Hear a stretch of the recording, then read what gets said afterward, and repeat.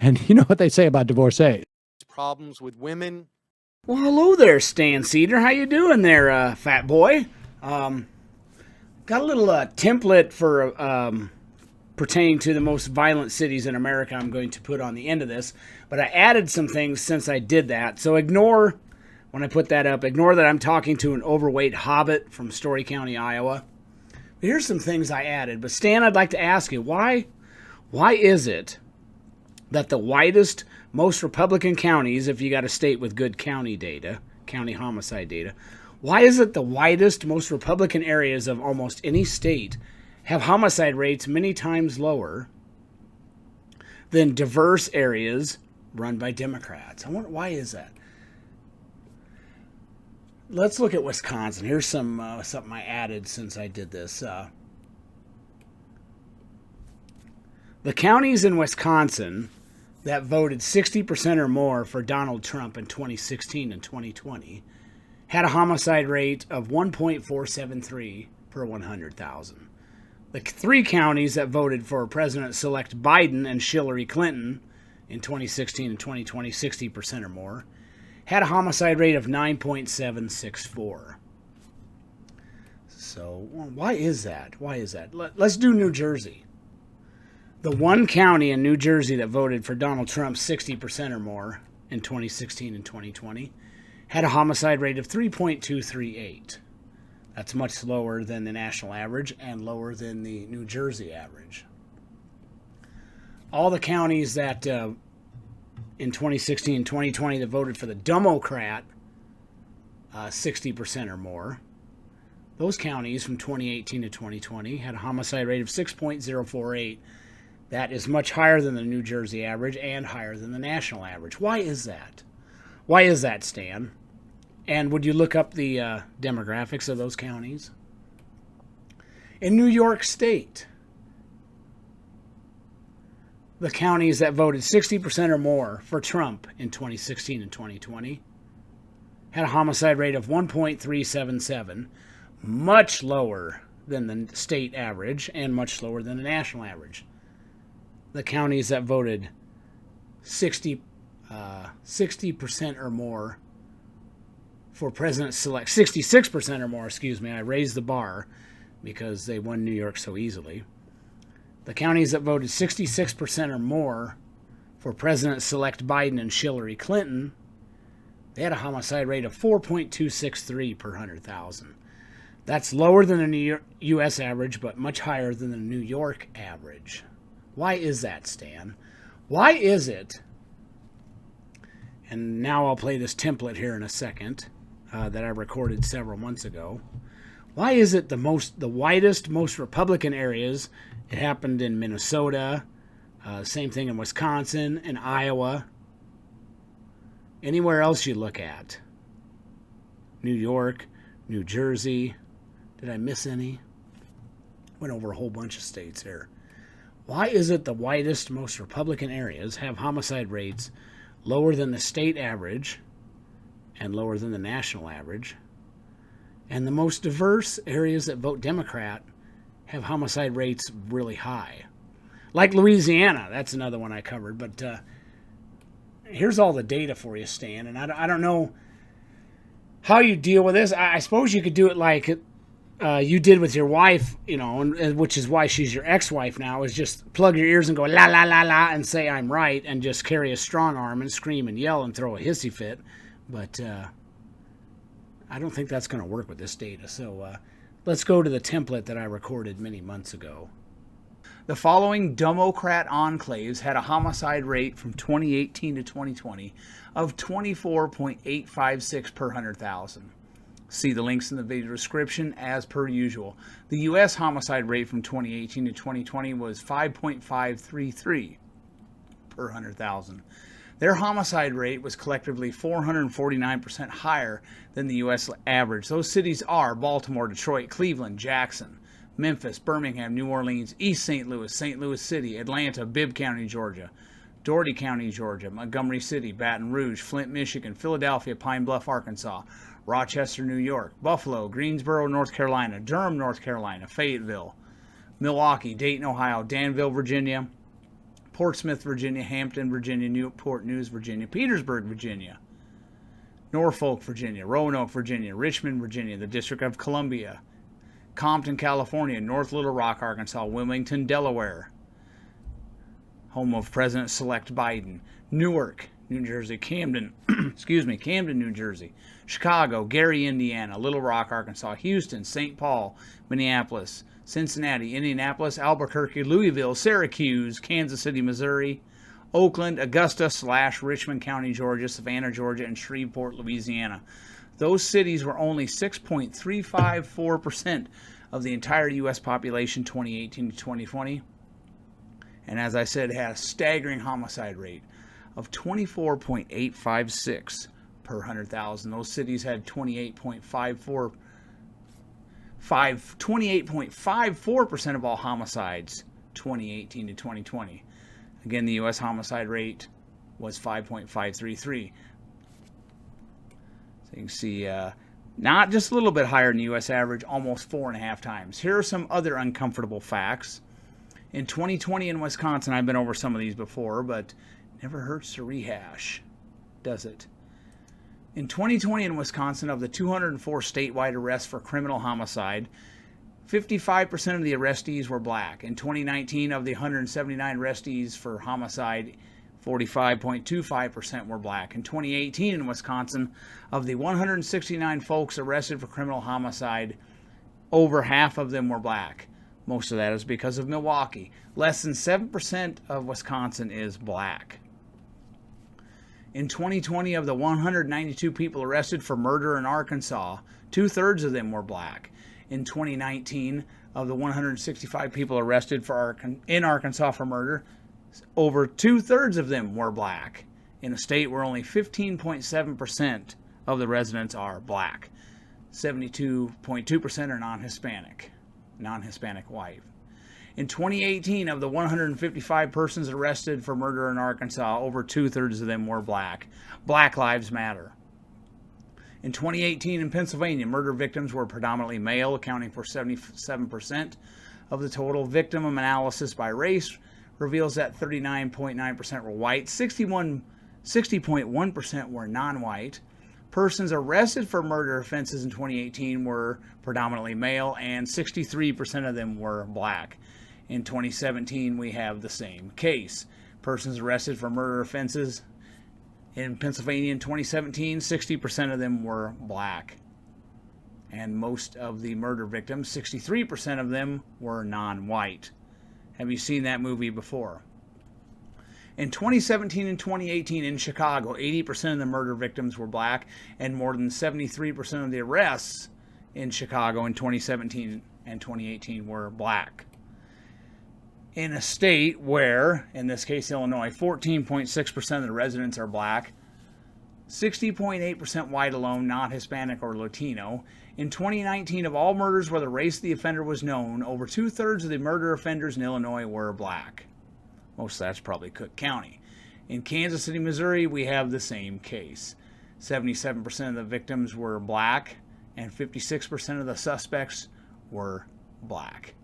In 2019 and 2020, 60% of the criminal homicide victims were 34 years of age under, 72% of them were black. This is the victims, and 61% of the suspects were black.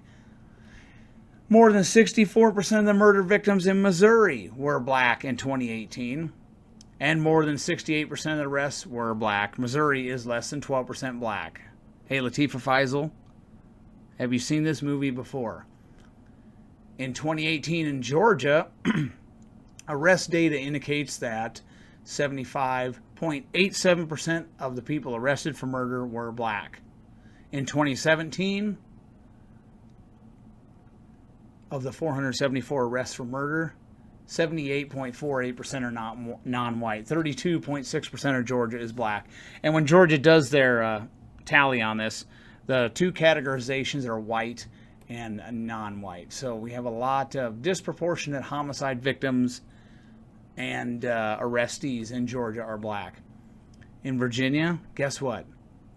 Same thing. In 2020, 64% of the people arrested for homicide in Virginia in 2020 were black, and 66% of the homicide victims were black. In 2019, 59% of the victims were black, and of the homicide offenders in Virginia, 280 or 65.42% of them were black. In 2018, we have the same story. 61.63% of the known offenders were black, and 60.35% of the victims were black. Do those Black Lives Matter, or is it white privilege causing blacks to kill blacks in Virginia? And I could keep going on this. You got the Maryland State Police. Breakdown of persons arrested for murder in 2019. 72.9% of them were black. In 2018 and 2019, over 45% of the arrestees, and this is only if this is all of them. If we only include known ones, it's about 80% black, but more than 45% of those arrested were black. So over 80% of the murder victims in Maryland are black. There's a lot of black on black murder, mostly in Baltimore. Outside of Baltimore, Maryland's pretty safe, but Baltimore is a mess. Now let's look at some more sobering information. I looked at state data as well as FBI data. When I read off a homicide rate, I am using the FBI tally, unless I tell you otherwise, and using the Census Bureau for population data, unless the state data is close, like it was with Georgia. If you want all the gory details, read the essay for yourself. I turn over a lot of stones. Wisconsin homicide rate 2018 to 2020 was roughly 3.759 per 100,000. Milwaukee homicide rate for the same time frame was almost 22 per 100,000. And the homicide rate in Wisconsin outside of Milwaukee was 1.724. The spike in homicide in Wisconsin was mostly Democrat enclave Milwaukee.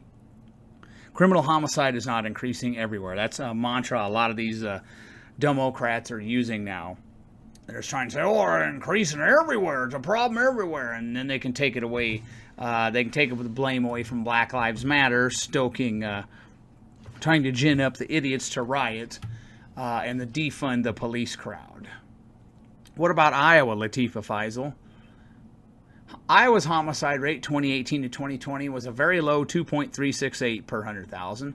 Davenport and Des Moines during the same time frame, 2018 to 2020, was 6.837. Keep in mind those two cities have about 10% of Iowa's population.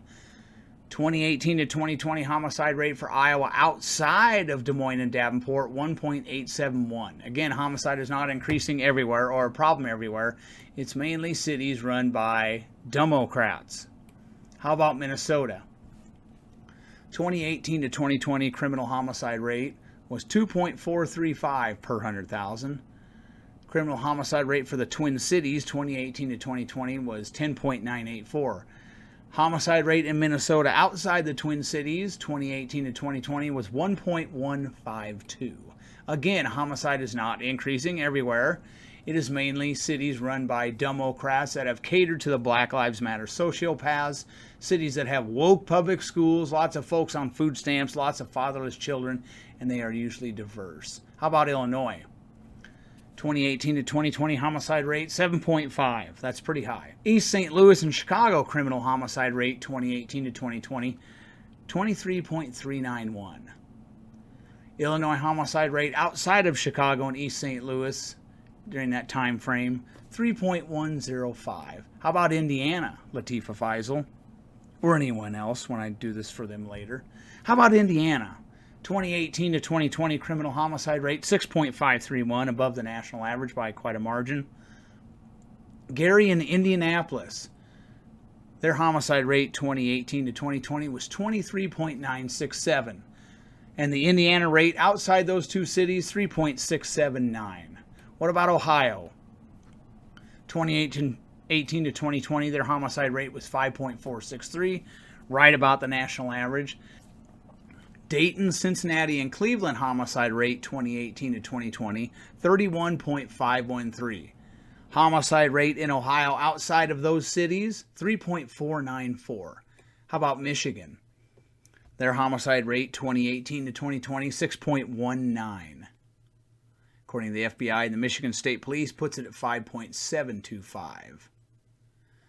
Criminal homicide rate 2018 to 2020 in Detroit, Flint, and Pontiac, and I use their state data to tally this, 43.138. Criminal homicide rate in Michigan outside of those three dumps, 3.029 according to the FBI and 2.524 according to the Michigan State Police. So you can see outside of the Democrat enclaves of Flint, Pontiac, and Detroit, you are safe in Michigan for the most part. What about Virginia?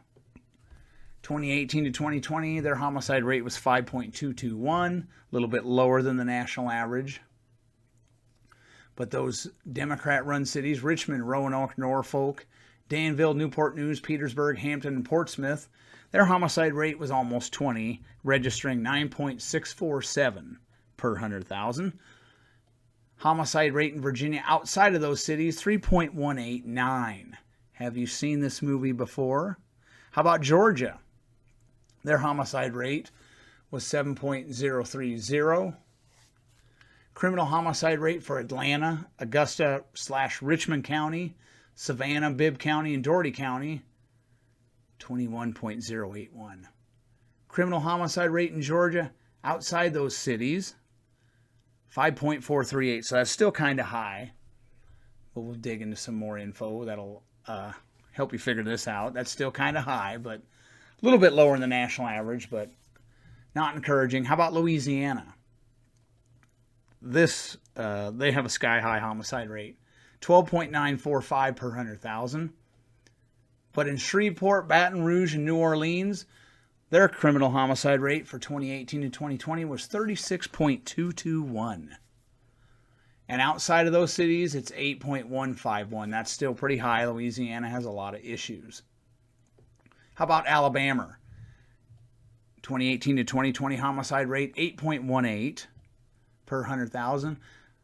Montgomery City and Birmingham had a homicide rate during those years, though, of 36.414. And the homicide rate in Alabama outside those two cities, 5.685, just a skosh above the national average. For counties in Michigan, and I did this too, you'll find this interesting, I did.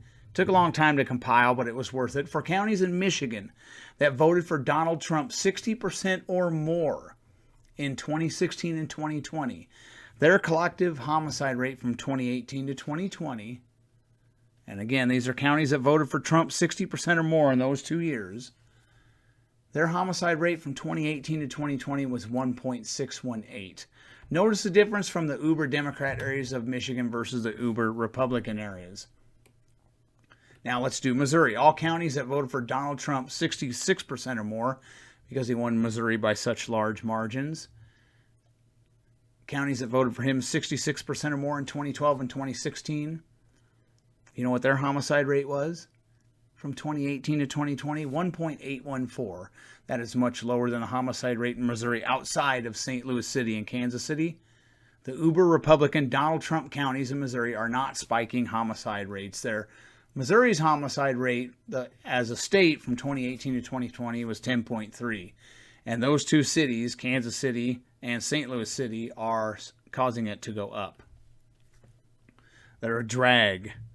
Counties in Arkansas that voted 66% or more for Donald Trump in 2020 and 2016, their homicide rate was 4.583 per 100,000. Again, counties in Arkansas that voted for Donald Trump 66% or more in 2012 and 2016 had a homicide rate of 4.583 from 2018 to 2020. That's lower than the state average. That's much lower than Pine Bluff, North Little Rock, and Little Rock, and it's lower than the average outside those cities. Because there's a few other counties that see now Biden won, and a couple of them that were, closely contended. So you can see again, it's the uber Donald Trump areas of Arkansas aren't causing the homicide rate to go up there. And when you look at Arkansas's data, most of their homicide is black on black. Surprising.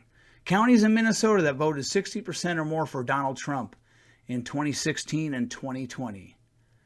had a 2018 to 2020 collective homicide rate of only 0.98 per 100,000, a far cry from what is happening in the Twin Cities, and a far cry below the Minnesota state average, as well as the average outside the Twin Cities. Counties in Georgia that voted 60% or more for Donald Trump in 2020 and 2016. I was only able to do this for 2 years because their 2020 data is not out yet. But the counties in Georgia that voted 60% or more for Trump in 2020 and 2016, their homicide rate in 2018 and 2019, again, because Georgia's 2020 data is not out, who knows when, but that average was only 2.414 per 100,000. So that's much lower than the average in Atlanta, Richmond County, Savannah, Bibb County, and Dougherty County, and lower than the average outside those areas that are Democrat-run and struggling. Almost done, folks. Almost done. Counties in Illinois that gave Donald Trump 60% of the vote or more in 2020 and 2016. There's a boatload of them. Those counties had a homicide rate of only 1.93 per 100,000. This is much lower than the Illinois total en masse, and much lower than the homicide rate in Illinois outside of Chicago and East St. Louis. How about Pennsylvania? The homicide rate in Pittsburgh and Philly, two very deep Democrat areas, the homicide rate in Pittsburgh and Philly 2018 to 2020 was collectively 23.767 per 100,000. What about counties in Pennsylvania that voted 60% or more for Donald Trump in 2016 and 2020? Those counties, and there are many of them, they are legion, for there are many of them, those counties had a homicide rate 2018 to 2020 of only 2.850 per 100,000. That is lower than the Pennsylvania rate by far, and lower than the Pennsylvania rate outside of Philly and Pittsburgh. Again, it is not uber Republican areas causing homicide rates to spike, and not counties that are 90% white. It is typically diverse areas run by Democrats with lots of fatherless children, lots of food stamps, lots of high school dropouts, lots of working age folks taking a permanent break from the workforce, and horrible public schools like the Borg. There is no escape. I think you get the point by now, and read the essays if you want a little bit more. I turned over a lot of stones. I think you get the point by now, and pass this on to Story County, Iowa Supervisor Latifah Feisel. See if she can cough up an answer. My guess is that she will block you. The facts are not racist.